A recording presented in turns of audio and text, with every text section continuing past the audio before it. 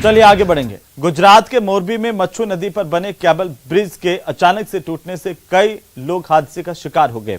हादसे में 30 से ज्यादा लोगों की मौत की बात सामने आ रही है। मृतकों की संख्या बढ़ सकती है या घट सकती है। मृतकों के परिजनों को केंद्र और राज्य की तरफ से मुआवजे का ऐलान किया गया है। हादसे के बाद केबल ब्रिज की कई तस्वीरें सामने आई हैं, जिसमें कई लोग नदी में समा गए। कईयों ने टूटे हुए ब्रिज को पकड़ करके बचने की कोशिश की। लोगों को नदी से निकालने के लिए रेस्क्यू ऑपरेशन चलाया जा रहा है। हादसे के समय पुल पर बड़ी तादाद में भीड़ मौजूद थी।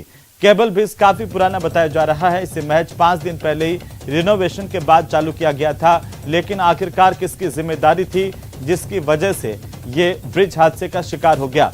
साथ ही रिनोवेशन के बाद भी इतना बड़ा हादसा होने पर अब कई तरह के सवाल सरकार प्रशासन पर उठ रहे हैं। प्रधानमंत्री नरेंद्र मोदी ने मोरबी के हुए हादसे को लेकर के घटना के संबंध में गुजरात के मुख्यमंत्री भूपेंद्र पटेल से फोन पर बात की। उन्होंने बचाव अभियान के लिए टीमों को तत्काल जुटाने के लिए कहा है। प्रधानमंत्री नरेंद्र मोदी ने स्थिति की बारीकी से और लगातार निगरानी करने और प्रभावितों को हर संभव मदद देने के लिए भी कहा है। वहीं मुख्यमंत्री अशोक गहलोत ने भी ट्वीट करते हुए इस बड़े हादसे पर दुख जताया।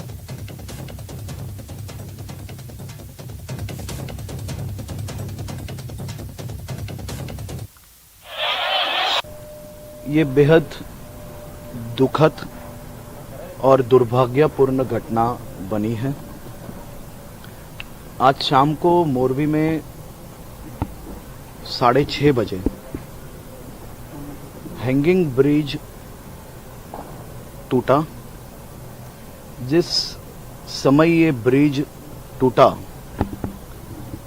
वह समय पे करीबन 150 जितने मोरबी के नागरिक वो ब्रिज पे थे, ऐसी माहिती अभी तक प्राप्त हुई है। माहिती के अनुसार और हम सब ने देखा है कि 6:30 को बनी हुई ये घटना में मात्र 15 मिनट के अंदर शहर का पूरा तंत्र, फायर ब्रिगेड, कलेक्टर, जिला एसपी, डॉक्टर्स की टीम, एम्बुलेंस 108, पूरी टीम घटनास्थल पे मात्र 15 मिनट में वहां पहुंच गई थी और बचाव की कामगिरी को बहुत ही तेजी से वो कामगिरी को आगे बढ़ाते हुए पहला पेशेंट घटना बनने से मात्र 19वें मिनट में, मतलब 6:50 को हॉस्पिटल तक पहुंचाया गया था। ये बचाव कामगिरी को तेजी से आगे बढ़ाने के लिए खास तौर पे राज्य के मुख्यमंत्री श्री भूपेंद्र भाई पटेल पूरी मोरबी की टीम के साथ सीधे संपर्क में थे। सभी मंत्रियों को आसपास में हो वहां पे पहुंचने की सूचना मिल गई थी। गृह मंत्री के होने से मुझे भी तात्कालिक स्थल पे पहुंचने की सूचना आदरणीय मुख्यमंत्री श्री ने दी थी।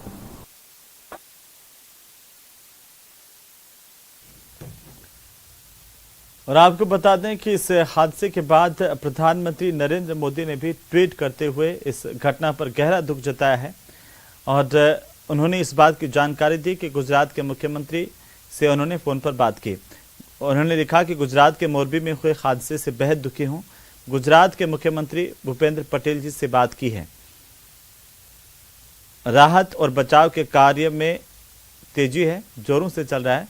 यह भी प्रधानमंत्री ने अपने ट्वीट पर लिखा। उन्होंने लिखा कि और प्रभावितों की सभी आवश्यक सहायता प्रदान की जा रही है। प्रधानमंत्री नरेंद्र मोदी ने ट्वीट कर मोरबी के हादसे पर गहरा दुख प्रकट किया है।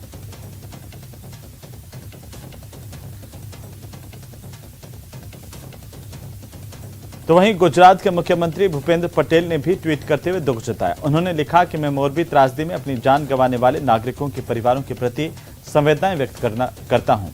राज्य सरकार प्रत्येक मृतक के परिवार को 4 लाख रुपए और घायलों को 50,000 रुपए देगी। ये गुजरात के मुख्यमंत्री का ट्वीट है इस हादसे के बाद। और इस हैंगिंग ब्रिज हादसे के बाद कई सवाल खड़े हो गए हैं।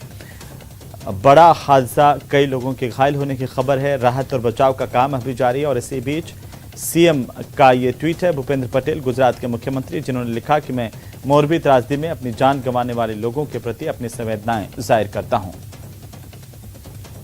तो साथ ही मुख्यमंत्री अशोक गहलोत ने भी ट्वीट किया और घायलों के जल्द स्वस्थ होने की कामना की है।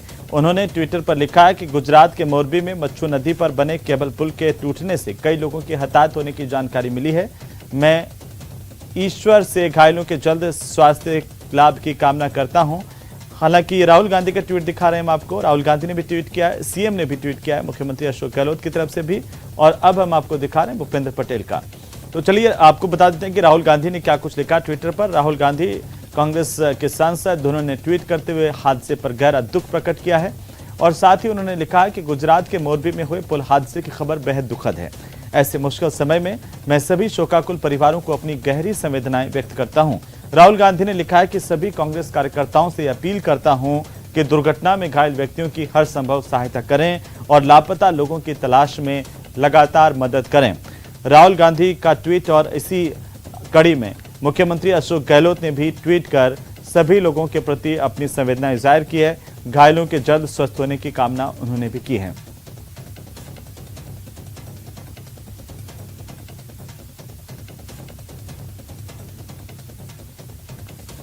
तो मोरबी के इस बड़े हादसे के बाद मौके पर अफरा तफरी का माहौल रहा। बड़ी संख्या में लोग वहां पर मौजूद थे जिस वक्त ये पुल टूटा। काफी संख्या में लोग नदी में गिर गए। जैसे ही जानकारी मिली, राहत और बचाव का काम शुरू किया गया। प्रधानमंत्री नरेंद्र मोदी ने भी गुजरात के मुख्यमंत्री भूपेंद्र पटेल से फोन पर बात की और इस हादसे को लेकर के जानकारी ली। आपको बता दें कि गुजरात के मोरबी हादसे में जो पुल गिरा, अब वो कुछ वक्त पहले ही रिनोवेट किया गया था और चंद दिन पहले ही उसे वापस से जनता के आवाजाही के लिए खोला गया था। ये एक तरह का हैंगिंग पुल है जिसे केबल पुल कहते थे, लेकिन अचानक से इस पुल के गिरने से कई सवाल खड़े हो गए हैं। क्या इस पुल को बनाने में, रिनोवेट करने में भारी भ्रष्टाचार हुआ है? इस बात की जांच अब होगी, लेकिन कई लोग जो इस पुल पर थे उनको इस हादसे की वजह से अपनी जान गंवानी पड़ी है। हालांकि गुजरात सरकार की ओर से मृतकों को 4-4 लाख रुपए की मुआवजा राशि का ऐलान किया गया है। मुख्यमंत्री की तरफ से यह जानकारी दी गई। वहीं जैसे ही हादसा हुआ उसके बाद प्रधानमंत्री नरेंद्र मोदी ने गुजरात के मुख्यमंत्री को फोन कर इस हादसे की जानकारी ली और तमाम घायलों को जल्द से जल्द चिकित्सकीय सुविधाएं उपलब्ध करवाने और तमाम सुविधाएं उपलब्ध करवाने के लिए निर्देशित किया। साथ ही प्रधानमंत्री ने मृतकों के प्रति भी अपनी संवेदनाएं जाहिर की हैं। इस हादसे के बाद इलाके में अफरा तफरी का माहौल हो गया। तुरंत पुलिस प्रशासन की टीमें मौके पर पहुंची। बड़ी तादाद में लोग नदी में समा गए, जिससे अब मरने वालों का आंकड़ा बढ़ भी सकता है। जो अभी तक जानकारी सामने आई है उसमें 30 लोगों की अभी तक मौत की खबर है। ये आंकड़ा बढ़ सकता है, करीब 70 लोगों के घायल होने की खबर है। वहीं मुख्यमंत्री अशोक गहलोत ने इस हादसे के बाद ट्वीट कर घायलों के जल्द स्वस्थ होने की कामना की है। उन्होंने लिखा है कि गुजरात के मोरबी में मच्छू नदी पर बने केबल पुल के टूटने से कई लोगों के हताहत होने की जानकारी मिली है। मैं ईश्वर से घायलों के जल्द स्वास्थ्य लाभ की कामना करता हूं। ये मुख्यमंत्री अशोक गहलोत की ओर से ट्वीट किया गया और घायलों के स्वास्थ्य लाभ की कामना की गई है।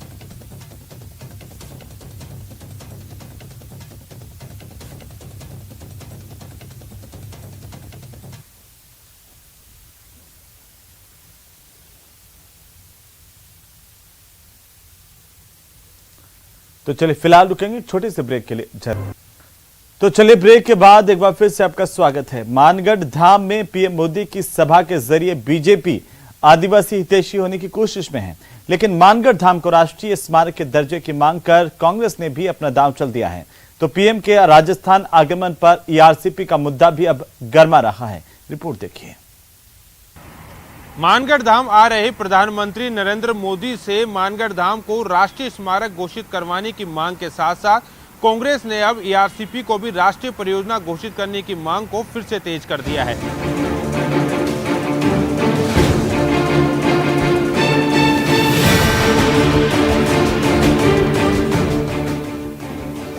2023 के विधानसभा चुनाव के लिए अहम माने जाने वाले पीएम मोदी के मानगढ़ दौरे को लेकर प्रदेश का सियासी पारा हाई है।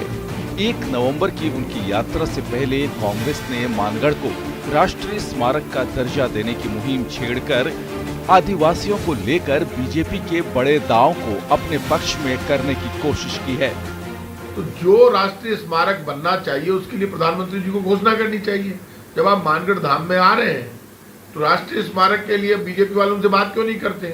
चीफ मिनिस्टर लेटर लिख चुके हैं, सारी बात हो चुकी है, तो ऐसे में अच्छी बात है ना। आप जब मानगढ़ धाम में आ रहे हैं, उस धाम की आप पूरी महत्व समझते हैं, तो आपको राष्ट्रीय स्मारक घोषित करना चाहिए।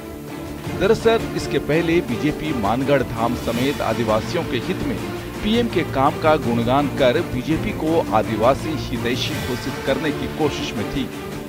जितनी लोक कल्याण की नीतियां हैं उनको देखोगे तो सीधे सीधे जनजाति और वंचित तबके के लिए उनकी नीतियां प्राथमिकता से बनी हैं।